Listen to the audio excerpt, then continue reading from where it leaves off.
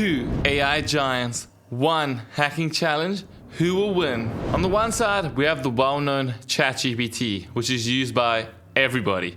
And then on the other side, we have DeepSeek, the open source powerhouse. ChatGPT has been the go-to AI assistant for reasoning, coding, and research. But on the other hand, DeepSeek claims to be leaner, faster, and better at technical reasoning. But when it comes down to hacking, which one of these AI giants is the real weapon? Alright guys, before we get into the demo, please note that this is strictly for educational purposes only. Please only hack systems that you have explicit permission to do so, because if you don't, then you're gonna find yourself in jail. And with that out of the way, let's get into the video. Alright guys, so first things first, you need to go over to Hack the Box to get a machine.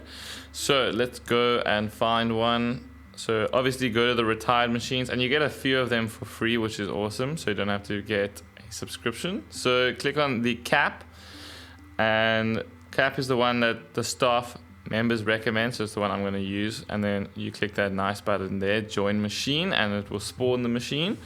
Cool. And then just click on adventure mode so you don't get any hints or anything. Copy that IP address. Now open up a PowerShell or Kali Linux terminal, and then start your VPN connection file so that you can reach that IP address. Cool. Okay, and now just copy it again because it didn't seem to copy. Another PowerShell window, so this is the one that we're going to be using, WSLs, to get you into Windows subsystem for Linux. And I just want to see if the host is up with an Nmap scan, and it is. As you can see, the host is up, only 0.52 seconds of latency, so that shows us that it's up. Awesome. Okay, so now let's go over to the different AI models, and in ChatGPT, I'm prompting it saying, I want to learn ethical hacking. I have an easy Linux hack the box machine. Can you give me step-by-step commands? Sorry, my typing is terrible. To pwn it. Smiley face for the vibes. Cool, so let's copy that, and we're going to give the same prompt to DeepSeek and see which one gives us different commands. So they'll probably be quite similar now because it's all about enumeration in the beginning, so I don't really see anything different. I'm expecting some nmap, and as you can see there, it loads up an nmap command there from ChatGPT, and DeepSeek also loads up an nmap command with all ports though, so it's a bit more, it scans a bit more ports than the nmap one, so it could find more. And then they both use GoBuster. Then it's just going into what you see after you get those nmap scans back. Cool, let me scroll down to the end there. Okay, so let's begin with the ChatGPT commands. So it's going for nmap, tac sc, tac sv, tac oa, initial scan, target IP. So something that I noticed from the DeepSeek one is it gave explanations of what each of the flags are doing. ChatGPT didn't seem to do that. So we're going to quickly do DeepSeek's commands as well. So we're going to make a variable called IP, and we're going to store the IP address in there, and then we'll just nmap it. So there, SV is for version detection, SC is for default scripts, tac is for scanning all ports, and then OA, I'll tell you, is for outputting it to a file. Cool. So the ChatGPT nmap scan is back, and we have quite a lot of information there. We have port 21 and 22 open with port 80, so FTP, SSH, and unencrypted HTTP, so just plain text HTTP coming back there. So I'm going to copy all of this and put it into my text editor of choice, which is just my handy dandy Obsidian. So I just made 2 files there, ChatGPT and DeepSeek, and now I'm just pasting it in there so I have somewhere to keep it, so that I can reprompt the AI or just check it out for myself, see what, if anything, stands out of the ordinary. Okay, so let's go back to DeepSeek.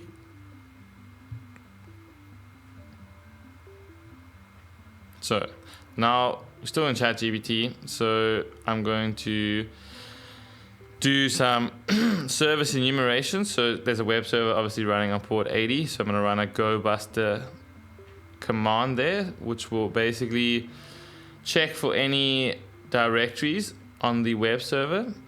So I want to note something that's quite interesting.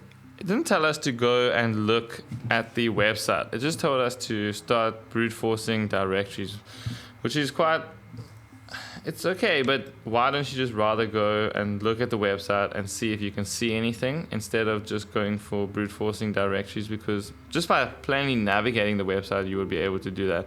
So that's quite an interesting thing. It's just telling us straight to run some commands. Maybe it was the prompt I gave it, or maybe that's just what it thinks is best. So the gobuster command is running now. Back over to DeepSeek side.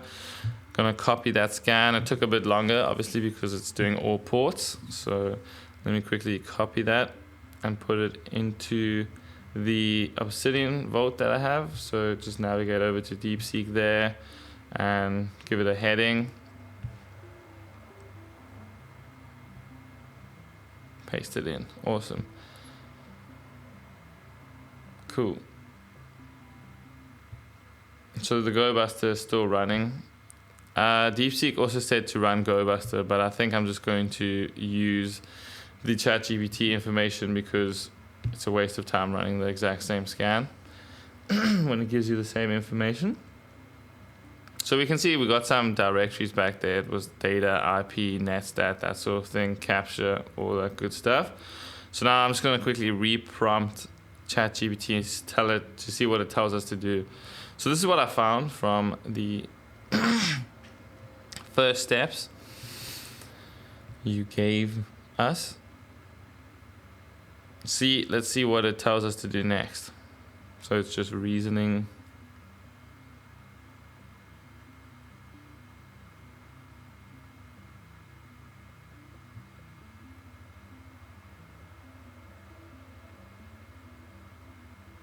Okay, cool. So it says based on your scans, you got FTP, SSH, and HTTP running a security dashboard. Investigate the web directories. Check what the page returns. Follow redirects where necessary. So it's still interesting. So there it said investigate the web directories, but it's not telling you explicitly to go and look at it yourself. It's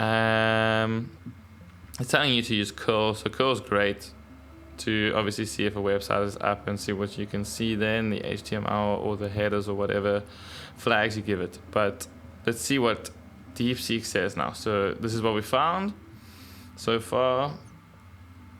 Server is temporarily unavailable. That's not good in the competition. DeepSeek is falling. He's not doing too well. He's thinking. He's having a good think.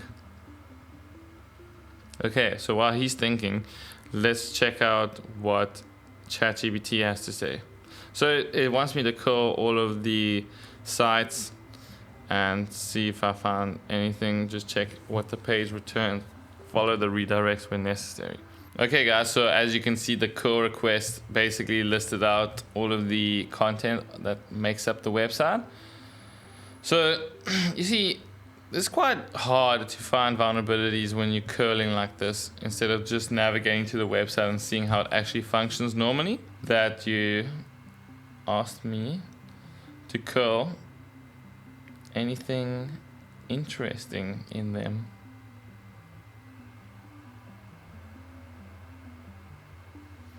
Okay, let's see what ChatGPT has to say about that. Okay, cool. So it says that the netstat page reveals active network configs, open ports, and process details on port 80 served by UID.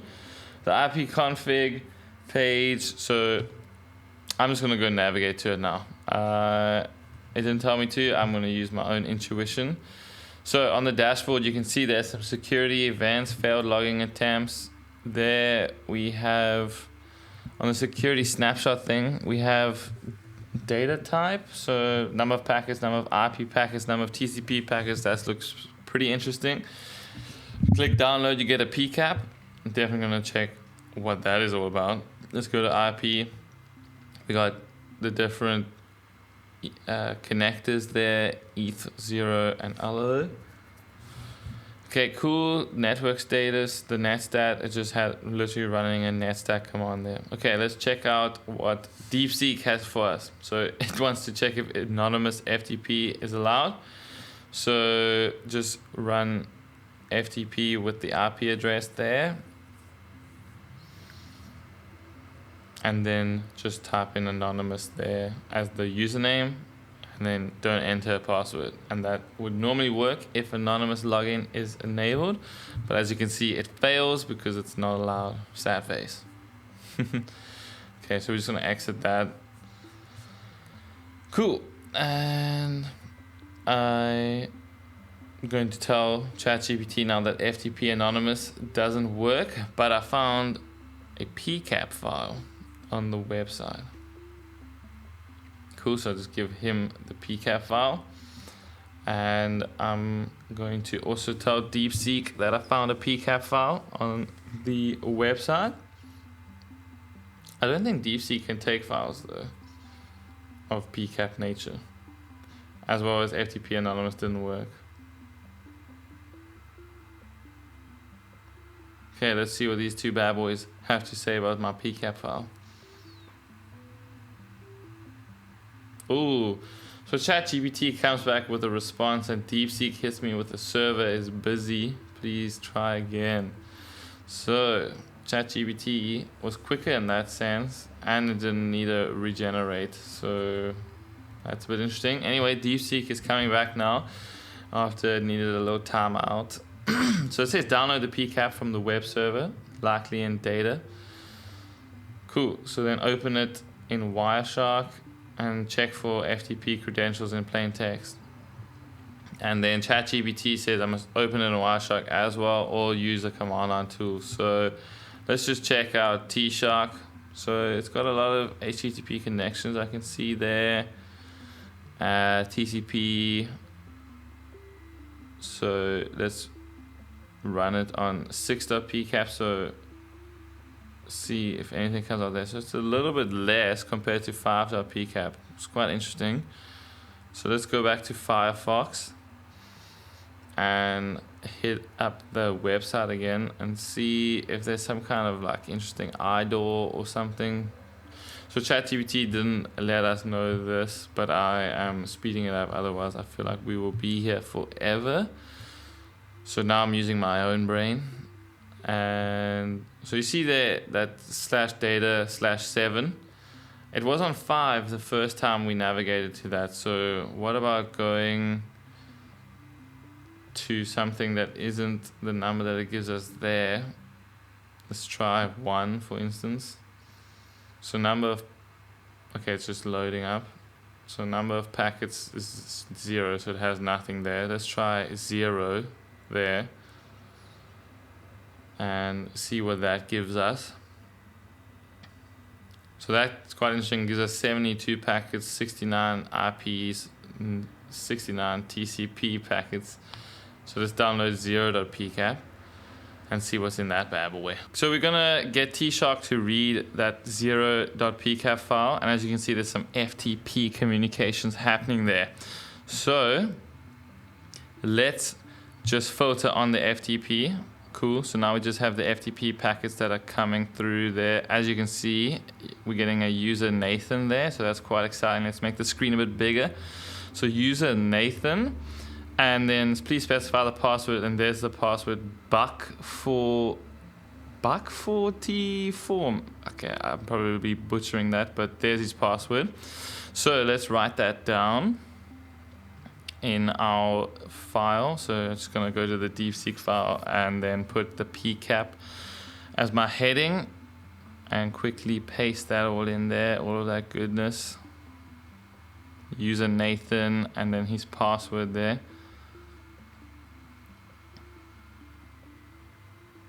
Cool, let me go and prompt ChatGPT telling it that I found this in the PCAP and see what it tells me to do with that.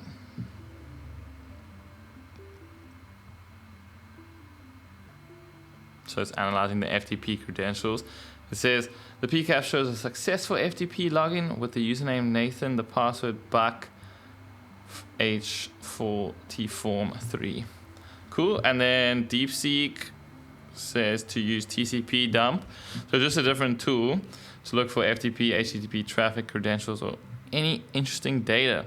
So TCP dump and T-Shark are basically trying to get to the same goal, just using different methods. So then let's scroll up. It gets you a lot more information with TCP dump in terms of on the screen, but we can see the FTP password with the password and the user Nathan there at the top. So let me copy that good stuff.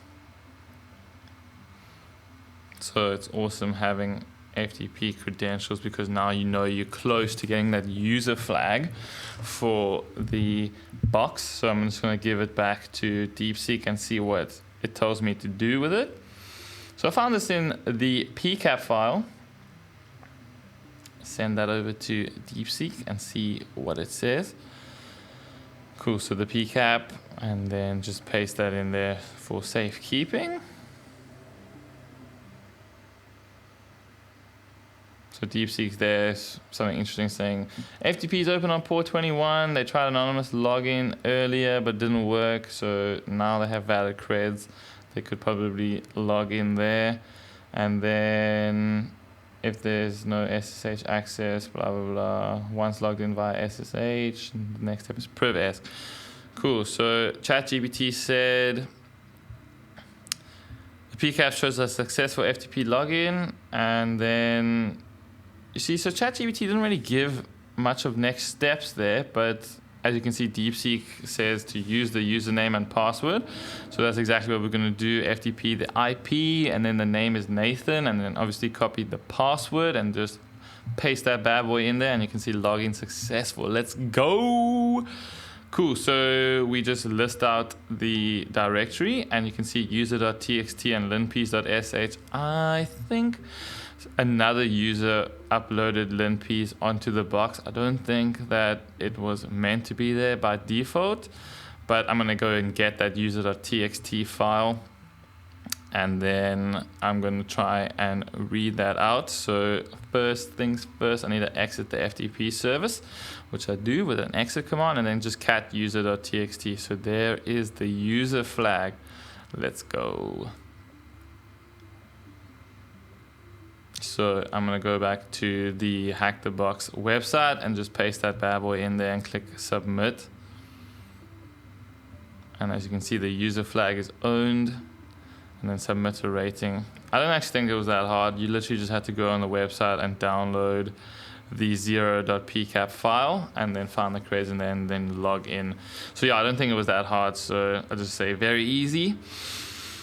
And then now let's try and do some password reuse, because DeepSeek they said SSH into the machine. If the key, we didn't find a ID RSA key, so we're just going to try password-based SSH login, same as FTP. So just SSH Nathan at the IP, and then you use the password to log into the machine via SSH. So we were successfully able to log in, which is cool. Then what does it say? It says privilege escalation. So once you've logged in, you can check sudo permissions. So Nathan, the user, may not run sudo on cap. So Nathan doesn't have permissions to run sudo. But let's see what else is in there. So once again, we see that linpiece script, which is quite interesting. So linpiece, if you guys don't know, basically does all of the privilege escalation commands that you would normally do manually. So it does it automatically, and then it just displays it quite nicely for you. So I'm back on ChatGPT now, trying to ask it what to do next. I was able to use the credentials to SSH into the box. I found linpiece.sh on the box. Should I use it? And then I'm going to ask DeepSeek again, and DeepSeek again says the server is temporarily unavailable. So he seems to be struggling a bit in terms of the server working. ChatGPT hasn't had one time where the server wasn't available or I needed to regenerate a response.